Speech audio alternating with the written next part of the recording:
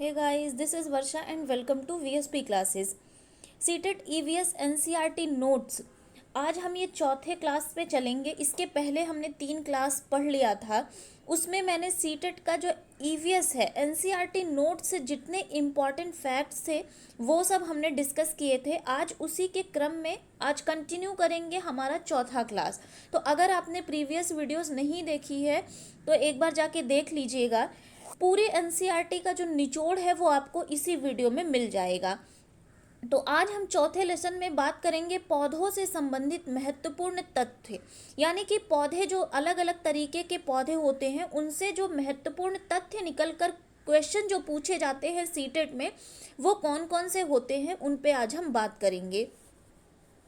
Exam में आपने बहुत सारे क्वेश्चन देखे होंगे कि रेगिस्तानी ओक कहाँ पाया जाता है या फिर पौधों की पत्तियां हरी किसके कारण होती हैं। आज हम इस सेशन में वो सारे कन्फ्यूज़न क्लियर कर लेंगे और वो सारे डाउट्स क्लियर कर लेंगे कि पौधे जो हैं उनकी पत्तियां हरी क्यों होती हैं, रेगिस्तानी ओक कहाँ पाया जाता है, या फिर बरगद का पेड़ सबसे बड़ा क्यों होता है। तो आइए शुरू करते हैं। और हाँ, सबसे ज़रूरी बात, अगर आपने चैनल को सब्सक्राइब नहीं किया है तो कर लीजिए ताकि लेटेस्ट नोटिफिकेशन आपको मिलती रहे। आइए शुरू करते हैं। सबसे पहले हम बात करेंगे खेजड़ी वृक्ष की। क्वेश्चन देखिए, ये बहुत इंपॉर्टेंट। सबसे पहले ये वृक्ष जो है ये बहुत ही इंपॉर्टेंट है। सीटेट की अगर बात मैं करूँ तो अक्सर क्वेश्चन यहाँ से पूछे हुए हैं। तो देखिए, खेजड़ी वृक्ष के बारे में हम कुछ फैक्ट्स जान लेते हैं। सबसे पहले जो ये खेजड़ी वृक्ष आज आप इमेज में देख पा रहे होंगे, यही है खेजड़ी वृक्ष। और इसी खेजड़ी वृक्ष को हम शमी वृक्ष के नाम से भी जानते हैं। जी हाँ, बहुत जगह आपने सुना होगा शमी का वृक्ष लगाना बहुत ही अत्यंत फायदेमंद होता है। तो इसी खेजड़ी वृक्ष को हम शमी वृक्ष भी कहते हैं। ये जो है क्या, बेसिकली ये थार के मरुस्थल में पाया जाता है जहाँ पे बहुत ही कम पानी की आवश्यकता होती है।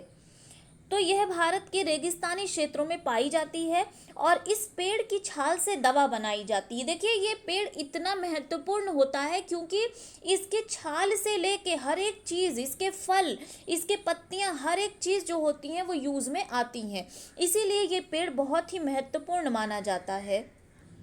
और रेगिस्तानी इलाकों में ये क्यों इतना महत्वपूर्ण होता है, सबसे बड़ी बात जो है वो ये है कि सबसे पहले बहुत ही कम पानी में जीवित रहता है। देखिए, जब गर्मियों का महीना चलता है, यानी कि जब जेठ वेट का महीना जब लगता है तो भी ये खेजड़ी का जो वृक्ष है वो हरा भरा ही रहता है। और दोस्तों, जब रेगिस्तानी इलाकों में जब ऐसी गर्मी होती है, जब जानवरों के लिए धूप से बचने का कोई सहारा नहीं हो जाता, तब ये वृक्ष जो हैं उन रेगिस्तानी इलाकों में धूप से बचने का ये सहारा होते हैं, यानी कि ये पेड़ उनको छाया देते हैं। और जब खाने के लिए किसी के पास कुछ भी नहीं होता है तब ये खाने के लिए उनको फल देते हैं। और यही है जो इसका फल जब सूख जाता है तो यही सूखा मेवा कहलाता है। और इसकी जो लकड़ी होती है वो इसकी छाल से सबसे पहले दवा बनाई जाती है और इसकी जो लकड़ी होती है उसको किसान जलाते हैं और फर्नीचर आदि बनाने का काम करते हैं। तो कह सकते हैं कि ये जो खेजड़ी का वृक्ष है ये बहुत ही महत्वपूर्ण, बहुत ही कारगर सिद्ध होती है। इसकी पेड़ की छाल से दवा भी बनाई जाती है और सबसे बड़ी जो बात है कि इसको अधिक पानी की आवश्यकता नहीं होती है और इसके लकड़ी में कीड़े भी नहीं लगते हैं। ये खेजड़ी वृक्ष की विशेषताएं हैं। तो अक्सर एग्जाम में क्वेश्चन पूछ लिया जाता है कि वो कौन सा पेड़ है जो अधिक पानी की जिसको आवश्यकता नहीं होती है और ये पेड़ पाया कहाँ जाता है। तो दोस्तों, ये पेड़ खेजड़ी वृक्ष के नाम से जाना जाता है और ये रेगिस्तानी इलाकों में पाया जाता है। क्लियर। तो आइए दूसरा देखते हैं, हमारा घटपर्णी, यानी कि इसको क्या कहते हैं, पिचर प्लांट भी कहते हैं। तो सब अब देखते हैं कि घटपर्णी वृक्ष क्या होती है और इसकी विशेषताएं क्या होती हैं। तो सबसे पहले इमेज में देख लीजिए, ये घटपर्णी वृक्ष है। ये क्या करता है, ये पौधों को, कीड़ों मकोड़ों को, चूहों को और मेढकों को एवं जो छोटे छोटे जीव रहते हैं उनको ये खा जाता है। और इसीलिए ये जो खा जाता है छोटे छोटे जानवरों को यानी जीवों को जब खा जाता है, इसीलिए इसको कीटभक्षी पौधा भी कहा जाता है, घटपर्णी या फिर पिचर प्लांट। और इसको एक और नाम इसका है नेपोंथिस। एग्जाम में आपको नेपोंथिस करके दे दिया जाएगा कि ये घटपर्णी, पिचर प्लांट या नेपोंथिस इसी को कहते हैं। अब बात आती है कि घटपर्णी पाया कहाँ जाता है। तो देखिए, ये बेसिकली पाया जाता है असम के खासी पहाड़ियों में, यानी कि असम और मेघालय की जो खासी पहाड़ियाँ हैं ये उनमें पाया जाता है। और इसके साथ ही साथ ये इंडोनेशिया एवं ऑस्ट्रेलिया में भी पाया जाता है। होता क्या है, घटपर्णी पौधा कैसे काम करता है, यानी कि ये कैसे चूहों, मेढकों और छोटे जीवों को खाता कैसे है। तो देखिए, ये सुराही नुमा जो इसका ऐसे गला बना हुआ है, इससे एक प्रकार का मीठा तरल पदार्थ निकलता है। और जिससे क्या करते हैं, छोटे छोटे जो जीव होते हैं, जो छोटे छोटे कीट होते हैं, इसकी ओर आकर्षित होने लगते हैं। और इसे खाने के लालच में कीट जो होते हैं वो घट के अंदर, यानी कि इसके अंदर चल जाते हैं। ये आप देख पा रहे होंगे, इसके अंदर चल जाते हैं और तब ये उस कीट को खा डालता है। क्लियर। और देखिए, घटपर्णी पौधे को जो है मांसाहारी पौधा भी कहा जाता है। बहुत इंपॉर्टेंट है कि घटपर्णी पौधे को मांसाहारी पौधा भी कहते हैं। आगे फिर हम बात करते हैं घटपर्णी के बारे में ही, यानी कि पिचर प्लांट के बारे में बात करेंगे कि इनका आकार लंबा घड़े जैसा होता है। तो देखिए, ये देख पा रहे होंगे आप लोग इमेज में कि इसका आकार जो ऐसे घड़े के आकार का ये होता है और जिस पर एक पत्ती नुमा ढक्कन बना होता है। जी हाँ, जब छोटे छोटे जीव जो इसके अंदर जब आ जाते हैं तो आप ये छोटा सा पत्ती नुमा ढक्कन आप देख पा रहे होंगे, इसके ऊपर ऐसे लगा हुआ होता है। ठीक है। और इस पौधे से एक विशेष प्रकार की खुशबू निकलती है जिससे आकर्षित होकर कीड़े मकोड़े इस पौधे के पास आते हैं। तो अभी हमने बताया आपको कि ये जो पत्ती नुमा ढक्कन लगा होता है, जैसे ही जीव इसके अंदर आता है ये इस ढक्कन को बंद कर लेता है। ठीक है। ये इमेज में आप देखिए, ये है घटपर्णी पौधा यानी कि पिचर प्लांट। और ये मांसाहारी पौधा माना जाता है क्योंकि ये बहुत ही धोखे से छोटे छोटे जीवों को खा लेता है। तो क्वेश्चन पूछ लिया जाता है कि घटपर्णी पौधा किसे कहते हैं और ये मांसाहारी भी होता है या नहीं होता है। ठीक है।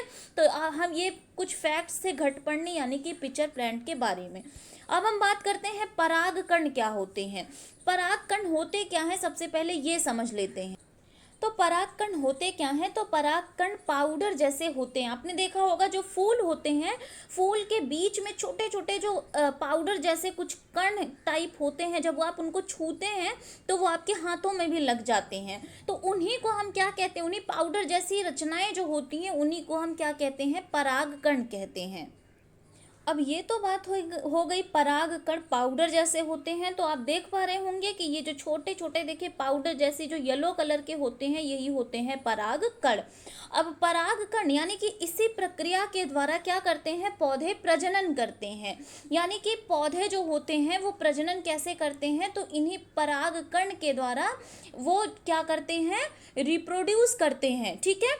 अब कैसे करते हैं, देखिए, जब कोई भी मधुमक्खी जैसे आप ले लीजिए, मधुमक्खी इस पर आकर बैठ जाती है इस परागकण पर, और फिर वही मधुमक्खी जाके जब दूसरे फूलों पर बैठ जाती है, तो इसी टाइप से ये क्रिया चलती रहती है और इसी परागकण के द्वारा ही पौधे प्रजनन करते हैं। अब एक तो प्रजनन, जब मधुमक्खी इस परागकण पे आकर बैठ जाती है और फिर वही मधुमक्खी जाके किसी दूसरे फूल पे जब बैठती है तो इसका परागकण जो होता है वो इस पे आ जाता है। एक तो ये बात हो गई। और दूसरी बात जो हुई हवा के द्वारा, यानी कि हवा, कभी कभी जब हवाएं चलती हैं तो यही परागकण, क्योंकि ये पाउडर जैसे छोटे छोटे होते हैं, बहुत ही महीन होते हैं ये, तो ये हवा के द्वारा ये क्या करते हैं, कहीं और जाके ये छिटक जाते हैं, यानी कि किसी और फूल पे ये जाके लग जाते हैं, तभी भी जाके ये प्रजनन करते हैं।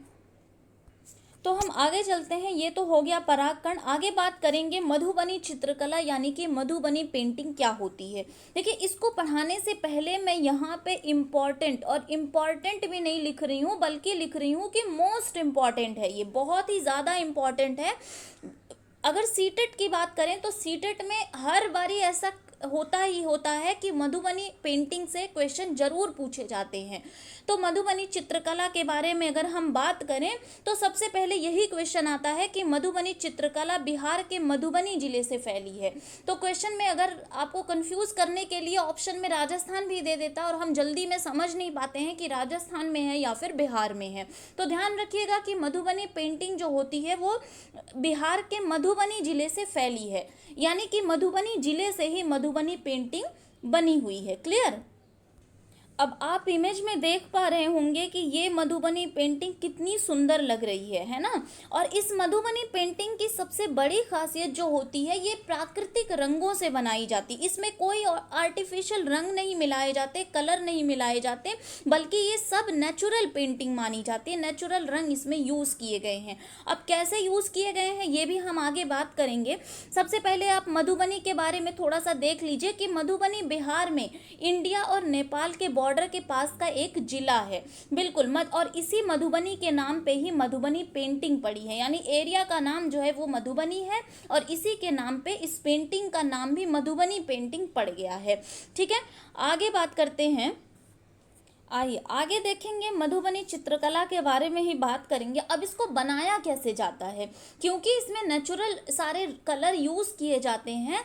तो पेंटिंग्स में देखिए कुछ हल्के रंग यूज़ होते हैं, जैसे पीला, गुलाबी, नीला, ये सब। और ख़ास बात ये है कि ये रंग भी हल्दी, केले के पत्ते, गाय के गोबर जैसी चीज़ों से घर में ही बनाए जाते हैं और इसीलिए इसको नेचुरल पेंटिंग यानी फिर नेचुरल कलर से बनाया जाता है। ये जो नीला रंग, ये लोग नील का प्रयोग करके नीला रंग बनाते हैं और केले के पत्ते, गाय के गोबर, इन सब से ये मधुबनी पेंटिंग बनाते हैं। और किससे बनाते हैं, तो ये चावल के घोल में रंग मिलाते हैं। कौन सा रंग, नीले के लिए नीला रंग, हल्दी, पीले के लिए ये लोग हल्दी मिलाते हैं और फिर उससे क्या बनाते हैं, या फिर इंसान बनाते हैं, जानवर बनाते हैं, पेड़ पौधे, फूल, पक्षी, मछलियाँ व अन्य जंतुओं का चित्र बनाया जाता है इसमें। देखिए मधुबनी पेंटिंग्स सबसे पहले बात करें तो दो तरह की होती है।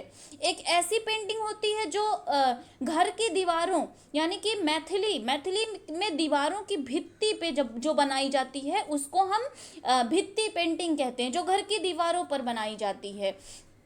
और दूसरी जो होती है वो उसको हम क्या कहते हैं, दूसरी जो होती है वो अरिपन कहलाती है। अरिपन बोले तो जो घर के आंगन में बनाई जाती है। और देखिए ये पेंटिंग्स कैसे बनाई जाती हैं, माचिस की तीली, बांस की कलम, इन सब से मिलाकर ये पेंटिंग्स बनाई जाती हैं। तो पेंटिंग सबसे पहले आप लोग देखिए कितनी खूबसूरत पेंटिंग लग रही है।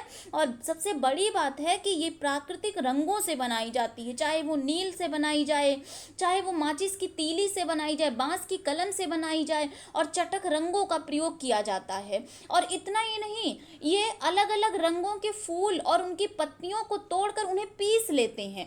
ठीक है, और पीस लेते हैं, फिर उनसे ये मधुबनी पेंटिंग बनाते हैं। ठीक है, और उन्हें कहीं कहीं ये बबूल के पेड़ की गोंद और दूध के साथ एक दूसरे को घोल कर भी ये पेंटिंग्स बनाते हैं। तो ये मधुबनी पेंटिंग्स बहुत ही इंपॉर्टेंट है, क्वेश्चन हर बार पूछा जाता है। और मधुबनी पेंटिंग में प्राकृतिक रंगों का इस्तेमाल किया जाता है। अभी हमने बात करी जिसमें गाय का गोबर और कीचड़ का उपयोग भी किया जाता है। देखिए कितनी बड़ी बात है कि कीचड़ और गोबर का उपयोग करके कितनी सुंदर पेंटिंग बनाई गई है। ठीक है, बहुत इंपॉर्टेंट है। और मधुबनी चित्रकला जो है वो बिहार के मधुबनी जिले से फैली हुई है। याद रखिएगा, क्वेश्चन अक्सर पूछा जाता है, सीटेट में बहुत बार क्वेश्चन पूछा गया है मधुबनी पेंटिंग या फिर मधुबनी चित्रकला से। आइए आगे बात करेंगे, सूखे पत्तों से चित्र यानी कि ड्राई लीव्स पिक्चर। बहुत ही अजीब लग रहा होगा सुनने में आपको, पर ये बहुत ही सच है। और ये ऐसे महान चित्रकार जो हैं उनका नाम है विष्णु चिंचालकर। ठीक है, विष्णु चिंचालकर जी क्या करते थे, ये सूखे पत्तों से चित्र बनाते थे। कितनी बड़ी बात है कि सूखे पत्तों से चित्र। और ये आप नीचे इमेज में देख पा रहे होंगे कि आप इस पेंटिंग को, ये चित्र को देख के आपको यकीन नहीं होगा कि ये सूखे पत्तों से बनी हुई है। तो विष्णु चिंचालकर जी जो थे बहुत ही फेमस थे अपने इसी कला के कारण, यानी कि सूखे पत्तों से जो चित्र बनाते थे इसके लिए बहुत ही फेमस थे। यानी कि ये कैसे, इंदौर के, अब बात करते हैं ये कहाँ के रहने वाले थे, तो इंदौर मध्य प्रदेश के रहने वाले थे जो कि सूखे पत्तों से चित्र बनाते थे। तो ये आप चित्र में देख पा रहे होंगे कि ये विष्णु चिंचालकर जी हैं, ये इंदौर मध्य प्रदेश के रहने वाले थे। बहुत ही प्रसिद्धि पाई थी इन्होंने, क्योंकि ये सूखे पत्तों से चित्र बनाते थे। और नीचे ये सूखे पत्तों का चित्र भी आपको दिया हुआ है। चलिए, ये थी बात सूखे पत्तों से चित्र जो बनाते थे विष्णु चिंचालकर, जो कि इंदौर मध्य प्रदेश के रहने वाले थे। आगे हम बात करते हैं पौधों के बारे में, यानी कि प्लांट्स के बारे में। अब प्लांट्स के बारे में जो इनकी विशेषताएं हैं, अक्सर एग्जाम में पूछा जाता है कि पौधों का रंग हरा क्यों हो जाता है, पौधे भोजन कैसे बनाते हैं, ये सारी प्रक्रिया के बारे में देखेंगे। पौधों की विशेषताएं यानी कि कैरेक्टरिस्टिक्स ऑफ प्लांट्स। देखिए, पौधों को पानी देने से मुरझाई पत्तियां फिर से हरी भरी हो जाती हैं, क्योंकि पौधों में प्रकाश संश्लेषण के द्वारा भोजन बनता है, यानी कि फोटोसिंथेसिस के द्वारा भोजन बनता है। तो आप यहाँ इमेज में देख पा रहे होंगे कि एक मुरझाया हुआ जो पेड़ है, ये मुरझाया हुआ पेड़ है, और जब हम इसको पानी दे देंगे, यानी कि मुरझाई पत्तियों को जब पानी मिल जाता है तो ये फिर से हरी भरी हो जाती हैं। आप देख पा रहे होंगे, ठीक है। तो मुरझाई पत्तियां पानी देने से फिर से हरी भरी हो गई हैं। आगे हम चलते हैं। पौधे ऑक्सीजन व कार्बन डाइऑक्साइड दोनों का निष्कासन करते हैं। जी हाँ, पौधे जो हैं वो कार्बन डाइऑक्साइड और ऑक्सीजन दोनों का निष्कासन करते हैं, ठीक है। पौधे ऑक्सीजन व कार्बन डाइऑक्साइड दोनों का निष्कासन करते हैं, यानी इसलिए आपसे कहा जाता है कि आप ज़्यादा से ज़्यादा पौधे लगाइए, क्योंकि पौधे क्या करते हैं, ये दिन के समय ऑक्सीजन ज़्यादा छोड़ते हैं और CO2 यानी कि कार्बन डाइऑक्साइड जो होते हैं वो ये ज़्यादा लेते हैं, और इसीलिए शायद कहा जाता है कि रात के टाइम पौधों के नीचे यानी पेड़ के नीचे हमें नहीं सोना चाहिए। क्लियर। नेक्स्ट पॉइंट है, पत्तियों का हरा रंग क्लोरोफिल के कारण होता है। जी हाँ, पत्तियों का जो हरा रंग है, आप देख पा रहे होंगे, ये पत्तियों का जो हरा रंग होता है वो किसके कारण होता है, वो क्लोरोफिल के कारण होता है। एग्जाम में डायरेक्ट क्वेश्चन पूछ लिया जाता है कि पत्तियों का हरा रंग किसके कारण होता है, तो ये क्लोरोफिल के कारण होता है। अब फिर बात करते हैं, प्रकाश संश्लेषण क्रिया में कार्बन डाइऑक्साइड, जल, सूर्य का प्रकाश एवं क्लोरोफिल की आवश्यकता होती है, ठीक है। यानी कि प्रकाश संश्लेषण क्रिया में जब पौधे अपना भोजन जब बनाते हैं तो इसके लिए उन्हें किस किस की आवश्यकता होती है, तो क्वेश्चन पूछा जाता है कि प्रकाश संश्लेषण क्रिया में किस किस की आवश्यकता होती है, तो किसकी आवश्यकता होती है, कार्बन डाइऑक्साइड की, जल की, सूर्य का प्रकाश की एवं क्लोरोफिल की आवश्यकता होती है, ठीक है।